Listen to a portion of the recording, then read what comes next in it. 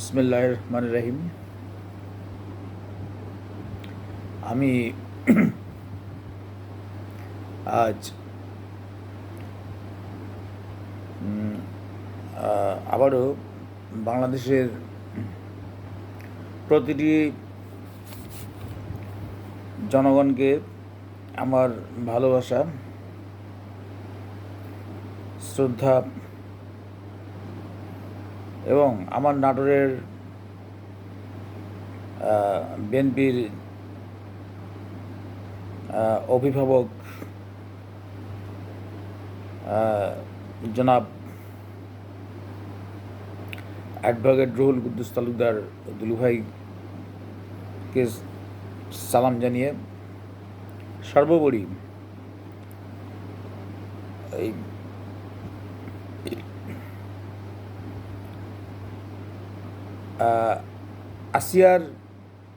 ছোট্ট আসিয়ার যে নরপশু দ্বারা যে ধর্ষণ হলো সেই আসিয়ার প্রতি সমবেদনা, তার সুস্থতা কামনা করে আমি শুরু করছি। আমি কিছু পলিটিক্যাল অ্যানালাইসিস করব।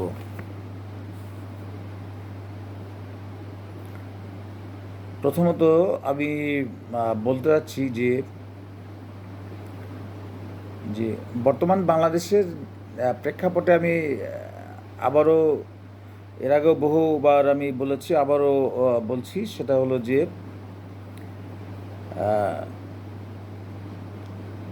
এই বাংলাদেশে আমি একটা ফলো করতেছি এই 6 মাস 7 মাসের মধ্যে বৈষম্য বিরোধী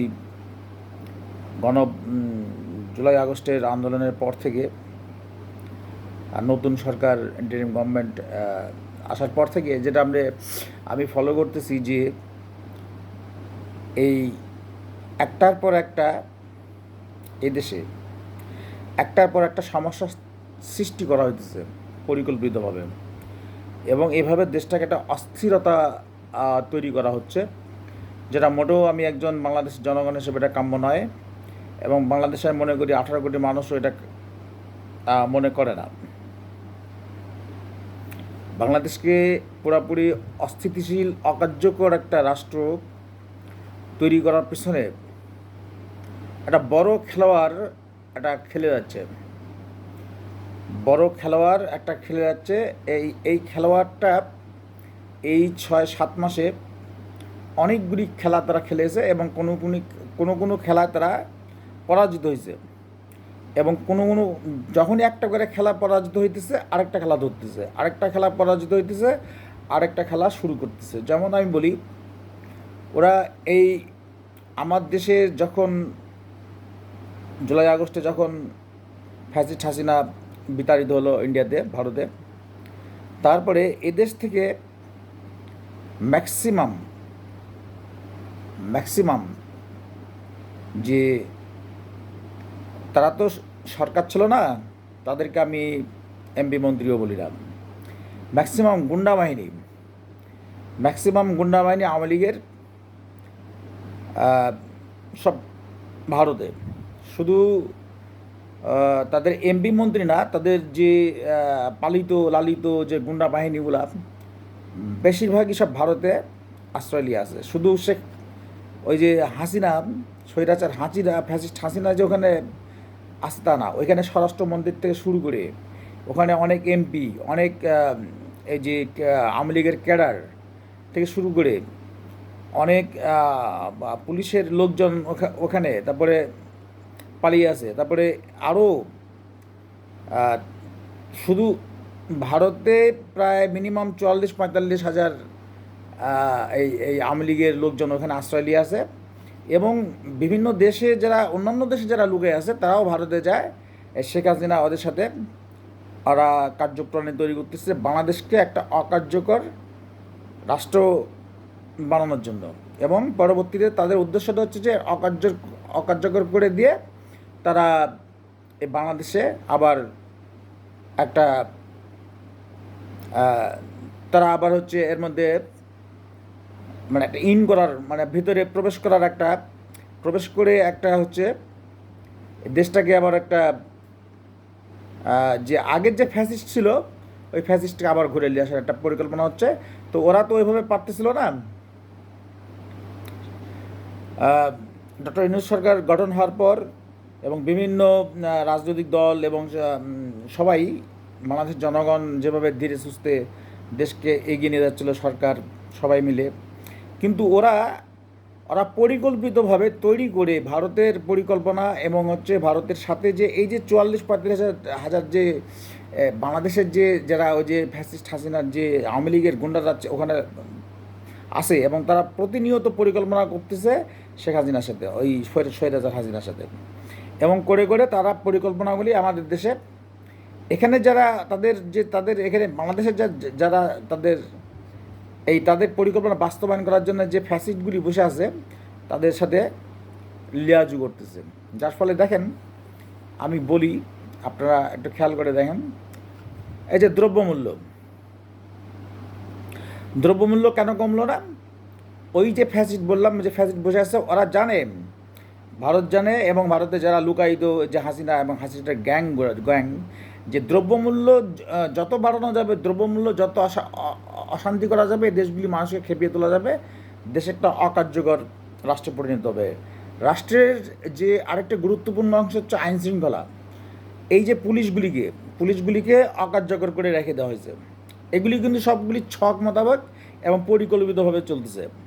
পুলিশগুলিকে আরও কী করে, মানে তাছাড়া এই যে পুলিশকে যে এই যে আমাদের ইন্টারিম গভর্নমেন্ট থেকে বা সবাই যে এত রিকোয়েস্ট, এত তাদেরকে বোঝানো, এত কিছু করার পরও পুলিশ কিন্তু সক্রিয় হয়নি এখন পর্যন্ত। মানে বাংলাদেশের যে এই যে আমরা আজকে বলি যে মব হইতেছে, এখানে ওখানে মানুষকে মারা হইতেছে, ধর্ষণ হইতেছে, খুন হইতেছে, দ্রব্যমূল্যের ঊর্ধ্বগতি, তারপরে হচ্ছে আরও যে ঘটনাগুলি ঘটতেছে একটার পর একটা, ছিনতাই ডাকাতি এগুলিও হইতেছে। তো এগুলি যদি পুলিশ তার যদি আইনগতভাবে যে পুলিশের যে ভূমিকাটা, সত্যিকারের যে ভূমিকাটা যদি পালন করতো, তাহলে কিন্তু সরকার ব্যর্থ হতো না। মানে আমি স্বরাষ্ট্রমন্ত্রীর কথা বলতেছি, আইন শৃঙ্খলার দায়িত্বে যারা আছে তারা ব্যর্থ হতো না। কিন্তু ওদের ওই যে বললাম, ওরা ওইখানে বসে থেকে ওই যে ওরা সর্বত্র আওয়ামী লীগের যে ফ্যাসিলিটিগুলো যে দেশেই থাকুক, আমেরিকায় থাকুক আর যেখানেই থাকুক, ওরা ওই হাসিনার ওখানে যাচ্ছে, আসতেছে, কথা বলতেছে, ওরা পরিকল্পনা করতেছে কী করে বাংলাদেশের এইভাবে একটা মানে একেবারে অকার্যকর করে দেওয়া যায়। তারপরে যখন বাংলাদেশ একেবারে মাজা ভেঙে যাবে, তারপরে ওরা হচ্ছে তাদের যে কুকর্মগুলা সেগুলি বাস্তবায়ন করার চেষ্টা আছে, এবং তাদের সাথে ভারতও আছে আর কি। তো এই সামান্য একটা মানে বিষয়, আমি বাংলাদেশের রাজনীতির কোনো দলকেই আমি মানে চিন্তা করতেও দেখি না এটা। বিশেষ করে যারা ইয়াং ছেলেপেলে, যে ছাত্ররা যারা দল খুললো, তারাও চিন্তা করে না। তারা সারাদিন মানে মানে তারা মানে কীভাবে মানে তারা তারা যে মানে তাদের যে মানে ইয়েগুলি, দফাগুলি, বা তাদের যে চিন্তা ভাবনাগুলি, তারা যে মানে করতেছে, কিন্তু তারা কি দেশটাকে হচ্ছে ভেঙে চলে রিপাবলিক করব, তারপরে হচ্ছে বাংলাদেশের যে কি সংবিধান পরিবর্তন করব, এটা করব সেটা করব। তারপরে তারা প্রায় দেখি বিএনপির সাথে তাদের বনিবন্ধা হয় না। তারা জামাতও একই অবস্থা, বিএনপি ভালো লাগে না। আমি তো এর আগেও বলেছি, বিএনপি আপনাদের তো কোনো ক্ষতি করেনি, কিন্তু আপনারা একটা ভুল করতেছেন। ওই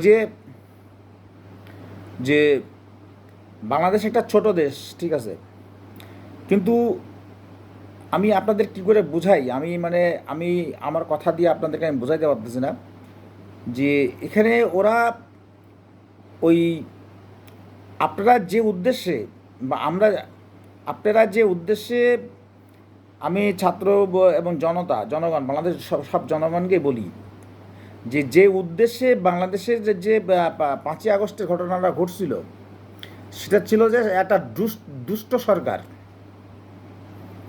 একটা খারাপ সরকার, মানে মানে খুবই খারাপ সরকার, ফ্যাসিস্ট, এর উপরে কোনো ফ্যাসিস্টটাই, সেই সরকারকে তাড়ানোর জন্য এবং দিয়ে আমার দেশটাকে হচ্ছে পুনরায় হচ্ছে পূর্বের বাংলাদেশ, সুন্দর বাংলাদেশ বা তার চেয়ে একটু উন্নত, হ্যাঁ, সে বাংলাদেশে আমরা গড়বো, যাতে এখানে প্রতিটা মানুষ তার হচ্ছে নিরাপত্তার সাথে থাকে, সুন্দর বাংলাদেশের মতো থাকে, দেশ উন্নতি হয়, অর্থনীতি সব কিছু উন্নতির দিকে যায়।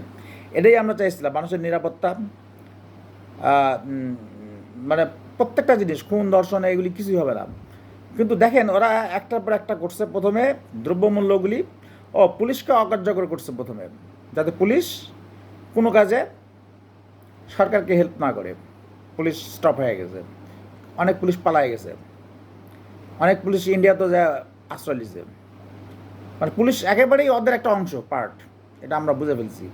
আজকে একটা পুলিশ একটা যে দেশের যে একটা পুলিশ আমাদের দেশের, যে কোনো দেশের একটা আইন শৃঙ্খলা একটা প্রধান একটা পার্ট, অংশ, সেই পুলিশ যদি ভূমিকা না রাখে তাহলে তো সরকার যে, আমি সব দোষ পুলিশকেই দেবো না। যখন একটা সরকারকে আমরা হটায় দিলাম, তারপরে তো আমাদেরকে চিন্তা করতে হবে যে পুলিশ আমাদের আইন শৃঙ্খলা রক্ষা করবে কে আগে। দেশ যখন একটা স্বাধীন হলো, দেশে একটা তাহলে বিশৃঙ্খলা আসতে পারে, প্রতিটা জায়গায় বিশৃঙ্খলা আসতে পারে, প্রতিজনের নিরাপত্তার বিষয় আছে, সবাইকে রক্ষা করার দায়িত্ব আছে। তাহলে পুলিশ তো হাসিনার পক্ষ নিয়ে কাজ করছে, তো তাহলে এই পুলিশের হচ্ছে ব্যাপারে সরকারের একটা তাৎক্ষণিকভাবে ওই সময় একটা উদ্যোগ নেওয়া উচিত ছিল, পুলিশের ভিতরে সংস্কার করা উচিত ছিল, সেটা করেনি, এখনও করেনি। এতদিন 7 মাস হয়ে গেল, এখনও পর্যন্ত পুলিশকে ঠিক করতে পারেনি, এই একটা বিষয়। আর পুলিশকে যদি ঠিক করতে পারতো তাহলে যে দ্রব্যমূল্য যে প্রথমে ওরা প্রথম স্টেপটা নিয়েছিল দ্রব্যমূল্য, আর হচ্ছে ইন্ডিয়া থেকে বিভিন্ন অপপ্রচার চালানো, ওটা কিন্তু ফেল মারছে অপপ্রচার চালানো। তারপর দ্রব্যমূল্য জানে যে দ্রব্যমূল্য যত ওপরের দিক নিব, এর মধ্যে আরও লোকজন আছে, আমার দেশের লোকজনও আছে আর কি, দ্রব্যমূল্য যত উপরের দিক হবে তখন ইন্টারিম গভর্নমেন্ট ফেল মারবে। ইন্টারিম গভর্নমেন্ট ফেল মারলে 5ই আগস্টের, জুলাই আগস্টের যারা এই শেখ হাসিনাকে, স্বৈরাচার হাসিনাকে হটাইছিল, তাদের যে উদ্দেশ্যটা সেটা ব্যর্থর দিকে যাবে। এই জন্য দ্রব্যমূল্য দেখেন এখনও ঠিকমতো কমানো যায়নি, কারণ কমাবেটাকে ম্যাজিস্ট্রেট যা বলতেছে, আর এই হলো ম্যাজিস্ট্রেট যা বলবে এখন, কিন্তু ওটা কার্যকর করবে তো পুলিশ। পুলিশ হচ্ছে একটা এই আইন শৃঙ্খলা ঠিকঠাক রাখার একটা হাতিয়ার, সেটাই ঠিক করা যায়নি এখন পর্যন্ত।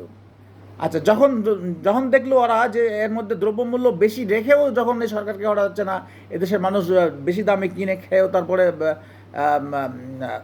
তারপরেও মানুষ ঠান্ডা মাথায় আছে, তখন ওরা কী করলো দেখেন, তারপর শুরু করলো কি, ওদের যে প্ল্যানগুলো কিন্তু সব ওইখান থেকে হচ্ছে। ওই যে বললাম 44-45 হাজার ওখানে জমা হয়ে আছে, ওরা ওইখান থেকে হাসিনার সাথে পরামর্শ করে, এবং পৃথিবীর বিভিন্ন দেশে এরা কিন্তু এই হাসিনার লোকগুলি আছে, এবং সর্বক্ষণ ওখানে যোগাযোগ হচ্ছে, এবং ওখানে ইন্ডিয়াতে যাতায়াত পর্যন্ত হচ্ছে, এবং সম্পূর্ণ সহযোগিতা ভারত করতেছে। তো এই দেখেন তারপরে কি করলো, যখন দেখলো দ্রব্যমূল্যে পারা যাচ্ছে না, তখন এই ছিনতাই, রাহাজানি এগুলো আমরা দেখা শুরু করলাম, যেখানে সেখানে ছিনতাই শুরু করে দিল। মানে ওরা এটা যদি জনগণ মানে স্বইচ্ছায় করতো, জনগণ বা কোনো টোকাই মাকাই স্বইচ্ছায় যে স্বইচ্ছায় করতো, তাহলে কিন্তু এইভাবে পার্ট বাই পার্ট হতো না। দেখেন আপনি খেয়াল করে প্রত্যেকটা পার্ট বাই পার্ট করে যাচ্ছে। তারপর করলো কি, ছিনতাই, খুন, রাহাজানি এইগুলি শুরু করে দিল, ব্যাংক ডাকা দিয়ে সেটা শুরু করে দিল। আচ্ছা, ওটা যখন আবার স্টেপ নেওয়া হলো, সে সেনাবাহিনী দিয়ে হোক, যেভাবে হোক, বা সবাই মিলে যে যতটুকু পারা গেছে দমন করা গেল, তখন আবার সে কী করলো, হচ্ছে মব, একে ওকে পিটায় মারা, তারপরে খুন করা, যেখানে সেখানে খুন করা, এখনও খুন খারাপই চলতেছে। তারপরে হচ্ছে ধর্ষণ, এগুলি শুরু করে দিল। এইগুলি কিন্তু ওই যে ওরা ভারতে বসে আছে, ওরা কিন্তু ওখান থেকে পরিকল্পনা করতেছে, আর এইগুলি বাংলাদেশের মধ্যে ওদের যে লোকগুলি আছে ওদেরকে কিন্তু এগুলো বাস্তবায়ন করতেছে। এখানে টাকারও খেলা চলতেছে সম্ভবত, টাকা দিয়ে এই লোকগুলিকে ভাড়া করে দিয়ে এই জিনিসগুলো এবারে, অর্থাৎ ওদের উদ্দেশ্যটা হচ্ছে যে বাংলাদেশের যে মানুষের চাহিদাটা কি, মানুষের মৌলিক চাহিদাটা হচ্ছে মানুষের মৌলিক চাহিদা হচ্ছে দ্রব্যমূল্য, আহ, মানুষের চাহিদা হচ্ছে দ্রব্যমূল্য ঠিক করা, তারপর হচ্ছে দ্রব্যমূল্য ঠিক থাকবে, মানুষ ঠিকমতো চলবে, তারপরে হচ্ছে মানুষ নিরাপদে থাকবে, খুন খারাপি হবে না, ধর্ষণ হবে না, তারপরে হচ্ছে যে আহ, সুন্দরভাবে নিয়মতান্ত্রিক প্রতিটা দল মিলেমিশে থাকবে এবং সুন্দর একটা সময়ের মধ্যে তাড়াতাড়ি একটা নির্বাচন হয়ে যাবে, হ্যাঁ, একটা সুন্দর লিগাল একটা ভোট হয়ে যাবে, একটা সরকার প্রতিষ্ঠিত হয়ে যাবে, বাংলাদেশের তার নিজস্বতা স্বকীয়তার মধ্যে ফিরে আসবে। এটা এটা হাসিনা চাইতেছে না, হাসিনার সাথে সাথে হাসিনার যে গংরা ওরা বসে থেকে এই পরিকল্পনাগুলো করতেছে। এই জিনিসটা আমি আমি আমি বা বহুবার একে বোঝানোর চেষ্টা করতেছি। আসলে আমি কোন মেকানিজম দিয়ে বোঝালে যে দলগুলো বুঝবে এটা আমি বোঝাতে পারতেছি না। এই জিনিসগুলো কিন্তু করতেছে, এখনও করে যাচ্ছে। মাঝখানে ওরা যে ভারত থেকে অপপ্রচারগুলো চালাতেছিল, বাংলাদেশের রাজনৈতিক দল এবং সরকার এবং বাংলাদেশের মানুষের যে বুদ্ধিমত্তার কাছে ভারতের এই বুদ্ধিটা হার মানছিল। আচ্ছা, কিন্তু ওরা এখন আবার একটা শুরু করছে, ওরা তো ছেঁচড়া যায়, এই ভারতের লোকগুলো ছেঁচড়া যায়, আর আওয়ামী লীগ তো আরও ছেঁচড়া। 15 বছর দল ক্ষমতা থেকে দেশটাকে লুটপাট করছে, 28 কোটি টাকা এই দেশ থেকে লুটপাট করে নিয়ে চলে গেছে। তারপরে ওরা খাস মিটতেছে না, ওরা আবার এই দেশে আসার জন্য দেখেন কতগুলি মানে পরিকল্পনা করেই যাচ্ছে। 28 লক্ষ কোটি টাকা যদি এক দেশ থেকে এই দাম বাংলাদেশে পাচার হয়, শুধু এটা 28 লক্ষ কোটি টাকা না, এটা 28 লক্ষর সাথে আরও আপনি যোগদান 2। কীভাবে এই 28 লক্ষ কোটি টাকা যদি বাংলাদেশে আজকে রোলিং হতো এই 7 মাসে, 28 লক্ষ কোটি 7 মাস না, আরও পিছন থেকে ধরতে হবে, 1 বছর ধরে নেন, এই 28 লক্ষ কোটি 1 বছর বা 2 বছর রোলিং হতো, বাংলাদেশের বর্তমান যে ডলারের মূল্য বা বাংলাদেশের যে অর্থনীতির যে অবস্থা, এর চাইতে অনেক অনেক ওপরে বাংলাদেশের অর্থনীতি উঠে যেত। 28 লক্ষ কোটি টাকা তো 2-1 টাকা না। এছাড়াও এটা তো পাচার হওয়া টাকা, এছাড়াও এর সাথে আরও অনেক কিছুই নষ্ট হয়ে গেছে। আর একটা কথা মনে রাখবেন যে আপনার যদি 1 টাকা হারায়, বুঝবেন যে আপনার ওখানে 1 টাকার থেকে আপনার হচ্ছে 2 টাকা নষ্ট হয়ে গেল। তো 28 লক্ষ কোটি টাকার সাথে আপনার আরও হচ্ছে ক্ষতি হয়ে গেল দেশটার।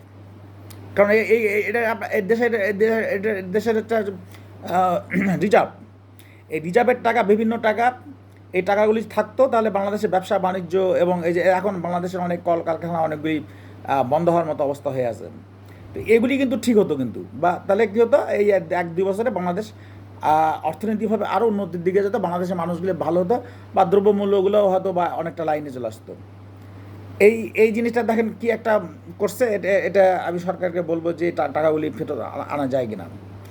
আর তারপরে দেখেন যে ওই যে ছিনতাইগুলি করা শুরু করলো ঢাকাতে, তারপরে এই যে এখন শুরু হলো আবার ধর্ষণ। ওরা যখন দেখলো যে এটা হলো না, তখন ধর্ষণ, তাহলে এমন একটা সফট কর্নারগুলি তারা হাত দিচ্ছে পরিকল্পনা করে করে। ধর্ষণ করলে মা বোনেরা ক্ষিপ্ত হবে, তাদের গোটা দেশটাই ক্ষিপ্ত হবে। আচ্ছা, এটা শুরু করলো, এগুলি সব পরিকল্পনাভাবিক, টাকা পয়সা দিয়ে, এবং হচ্ছে এই এই যে 5 আগস্টের যারা হচ্ছে স্বাধীন করছে তাদেরকে হারানোর একটা এটা এইগুলি পরিকল্পনা। এখন কী হলো, ধর্ষণ শুরু হয়ে গেল, এক জায়গা হলে হয়, ম্যাক্সিমাম জায়গা এটা শুরু হয়ে গেল। আপনি দেখেন ওরা যেটা করতেছে সব জায়গায় একইভাবে করতেছে। আরেকটা জিনিস, দ্রব্যমূল্যের ব্যাপারে একটা বলি, যখন ওরা বলে যে আলুর দামটা আজকে বেড়ে গেল, দেখবেন গোটা দেশে আলুর দাম বেড়ে গেল। সিন্ডিকেটটা কীভাবে ওরা মানে সাজাইছে, আপনার কি পরিকল্পনা, আমার তো মনে হয় ওরা সিন্ডিকেটটা এমন সুন্দর করে ওরা সাজায়, মানে বা মানুষকে কষ্ট দেওয়ার জন্যে। আমার মনে হয় সরকারও ওইভাবে সরকার নিজেকে সাজাতে পারেনি আজ পর্যন্ত। আলুর দাম ওরা টার্গেট করে করে বাড়াই দিচ্ছে, আলুর দাম আজ বাড়াতে হবে, আলুর দাম বাড়া দিল। পরশুদিন কী হবে, আলু বাদ, এখন সয়াবিন তেলের দাম বাড়া দাও, সয়াবিন তেলের দাম বাড়া দিল। আচ্ছা, সয়াবিন তেল এখন কমা দাও, ওটা যেহেতু হচ্ছে, এখন চাউলের দাম বাড়া দাও। একটার পর একটা ঘটনাগুলো ঘটা যাচ্ছে। ব্যাংক ডাকাতি শুরু করলো, তারপর কী করলো, তারপরে হচ্ছে না, তখন মব এক ধরে মারো, মেরে ফেলা দাও, মার শুরু করলো, অনেক খুন হয়েছে এই পর্যন্ত,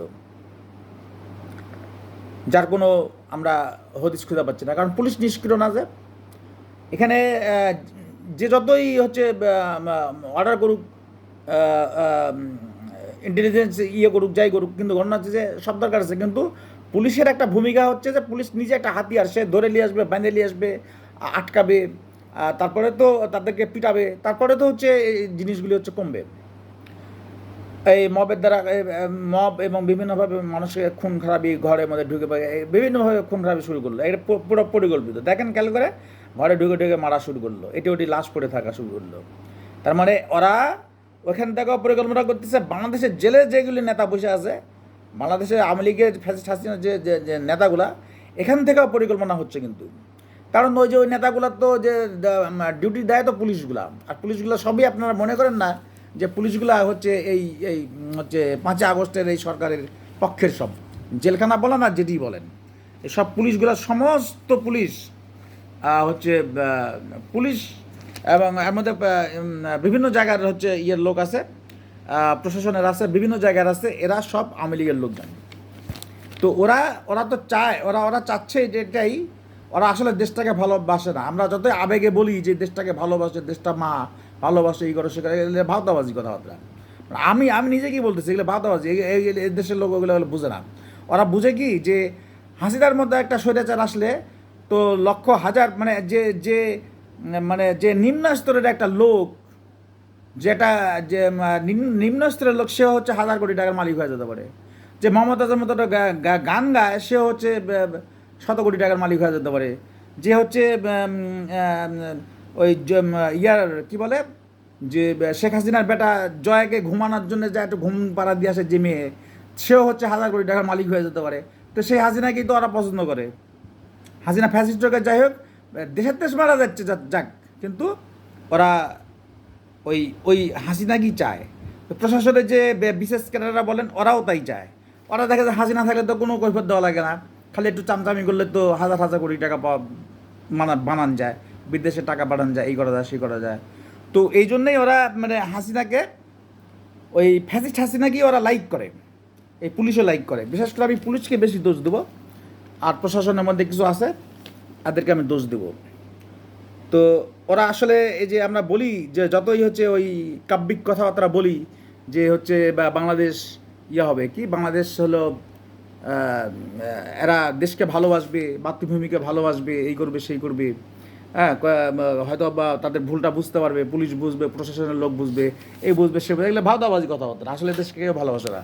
এটা এটা এটা আমারই ভুল, আমাদেরই ভুল, হ্যাঁ, এটা আমাদেরই ভুল। তো এগুলি আসলে হবে না এভাবে। তো পুলিশকে আমি মনে করি যে সরকারের প্রথমে স্টেপটা লস ছিল পুলিশকে ঠিক করা দরকার। সমস্ত পুলিশকে বাদ দিয়ে নতুন করে পুলিশ হচ্ছে জয়েন করানো উচিত ছিল, অথবা একটা তাদের সরকারি মেকানিজম দিয়ে এইগুলি ঠিক করা লাগতো আর কি। একটার পর একটা মানে ওরা হচ্ছে তারা পরিকল্পনা করে যাচ্ছে, আর এই কাজগুলা কার্যকর করে যাচ্ছে দেশটাকে অকার্যকর করার জন্যে, দেশটাকে শেষ করে দেওয়ার জন্যে। আর এখন ধর্ষণ শুরু করছে, ছোটো ছোটো বাচ্চা, 8 বছরের বাচ্চা, তাদেরকে ধর্ষণ করছে কী জন্যে?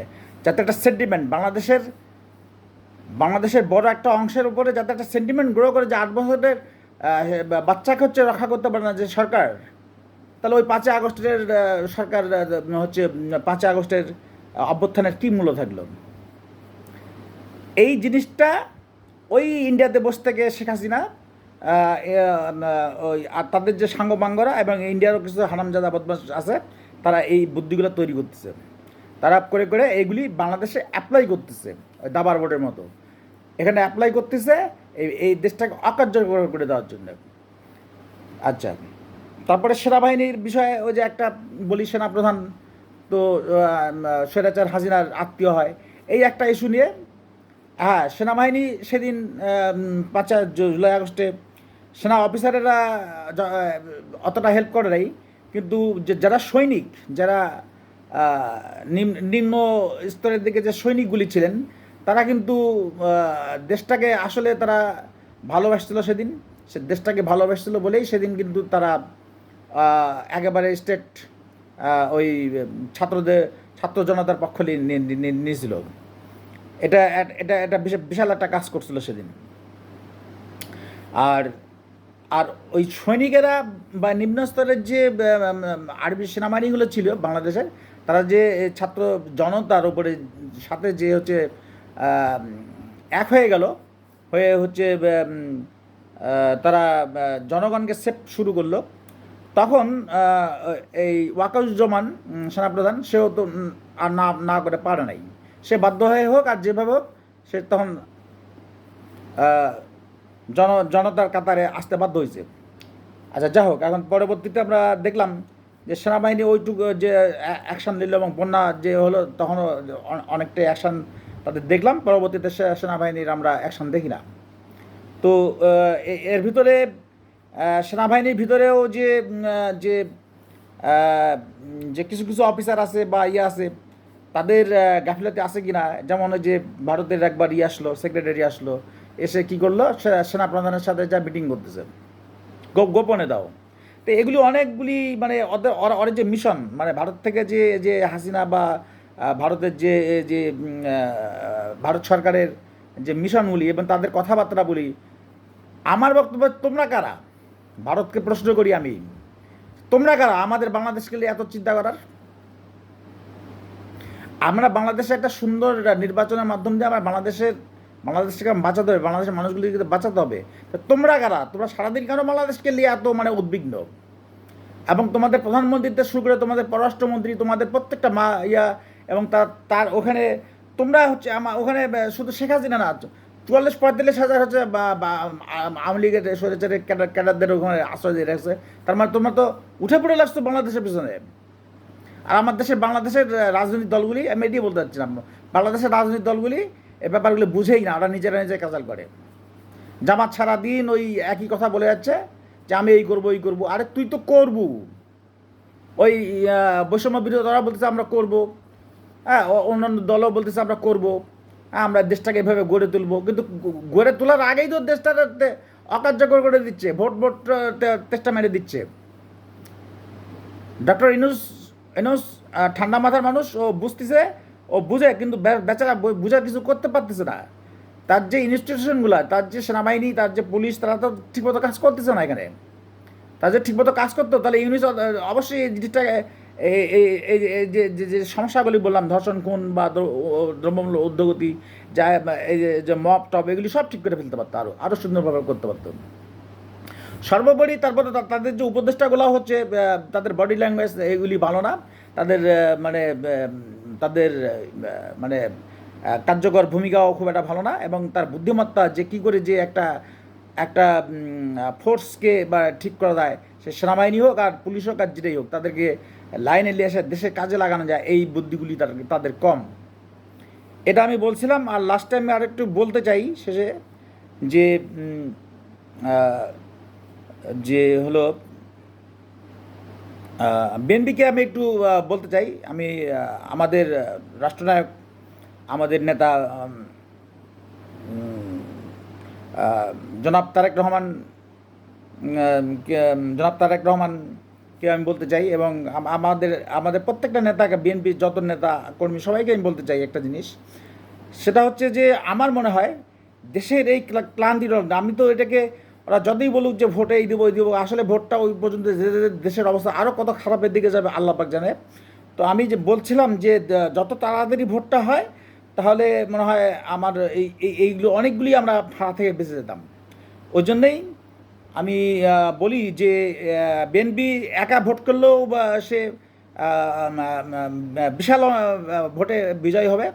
আর তারপরেও যদি বিএনপি মনে করে, আমাদের অ্যাক্টিং চেয়ারম্যান যদি মনে করে, ভাইস চেয়ারম্যান তারেক রহমান যদি মনে করেন, বা দল যদি মনে করে যে ওই ছাত্রদের সাথে, ছাত্র বৈষম্য, তাদের সাথে, এনসিপির সাথে একটা লিয়াজু কমিটি করতে পারে, কোয়ালিশন করতে পারে তাদের সাথে, বা জামাতের সাথে কোয়ালিশন, আমার তো মনে হচ্ছে এখন 3 দল মিলেই কোয়ালিশন করা দরকার, করে তাদেরকে 2 দিনের মধ্যে ভোট দিতে হবে।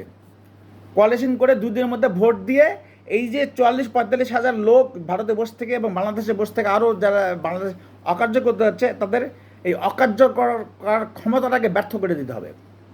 বাংলাদেশে যে তারা অকার্যকর করতে যাচ্ছে, যা নির্বাচন করতে দিবে না, এখানে একটা নতুন জনগণের সরকার প্রতিষ্ঠা করতে দিবে না, এটাকে ভেঙে দিতে হলে এই হচ্ছে এই 3 দলকেই, বিশেষ করে এই 3টা দল, এই এনসিপি, জামাত বিএনপি বিএনপি বড় দল, বিএনপি একা ভোট করলেও জিতে যাবে। তারপরেও বিএনপিকে একটু মনে হয় ছাড় দিয়ে হলেও নির্বাচনটা তাড়াতাড়ি করার জন্য এই এনসিপির সাথে আর হচ্ছে এটা এনসিপিকেও বুঝতে হবে যে ভারত আর হাসিনা কীভাবে খেলতেছে, জামাতকেও বুঝতে হবে।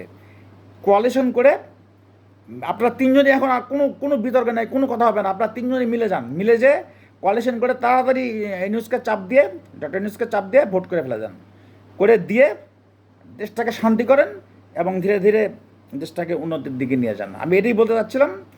আর হচ্ছে আর এটা এটা এটা করলে দেশের হচ্ছে ওই জিনিসটা আর করতে পারবে না। ভারত আওয়ামী লীগের যে মানে কুচক্র, ও তো আগাগোড়াই কুচক্র করে গেছে, 15 বছর করে গেছে, ওই চক্র খেলেই যাচ্ছে, ভারতের সাথে জড়িত। তারা কী হবে, তারা যে 2 নম্বরই করতে যাচ্ছে বাংলাদেশকে নিয়ে, তারা ব্যর্থ হবে। এটা আপনার এই 3টা দল যদি আমার দেশে মিলে যায় তাহলে ওরা ব্যর্থ হবে। আর পিনাকির সম্বন্ধে একটু বলতে চাই। এদের ফ্রান্সে বসে থেকে পিনাকিকে আমি বাংলাদেশের জনগণ হিসাবে পিনাকি দাকে আমি খুব শ্রদ্ধা করতাম।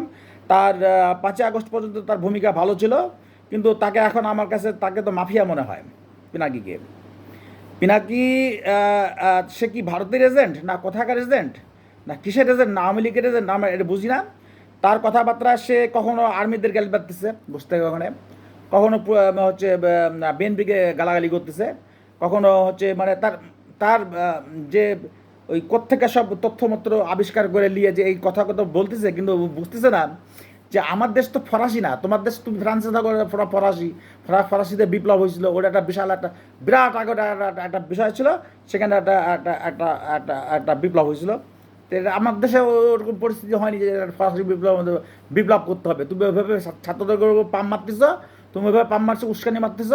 আবার হচ্ছে এই যে হচ্ছে বিএনপির ভিতরে বিএনপি যে ক্ষমতা না পারে, তুমি ওখান থেকে ওখানে পাম মারতেছো না, তুমি ওখানে ওই সবার বিরুদ্ধে তুমি এভাবে করতেছো।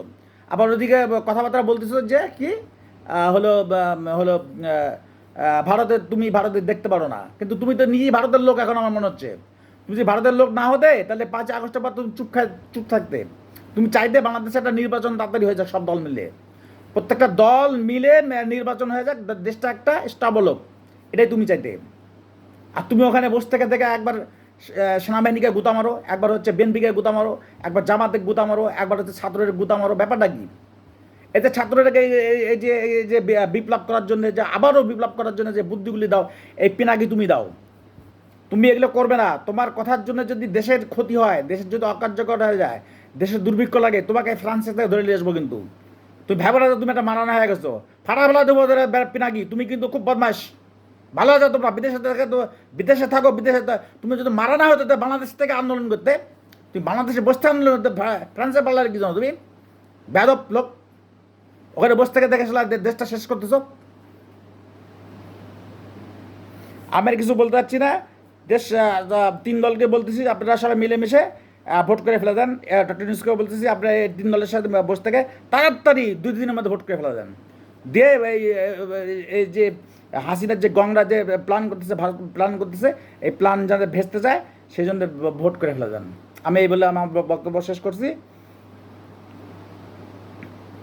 আল্লাহ হাফেজ, সবাইকে আমার সালাম, এবং দেশ এগিয়ে যাবে এই বলে, এবং বিএনপি জিন্দাবাদ, তারেক রহমান জিন্দাবাদ, আমাদের নাটোরের দুলু ভাই, তাকে আমার শ্রদ্ধা জানিয়ে এবং বাংলাদেশের সমস্ত জনগণকে সালাম জানিয়ে আমার বক্তব্য এখানে শেষ করছি।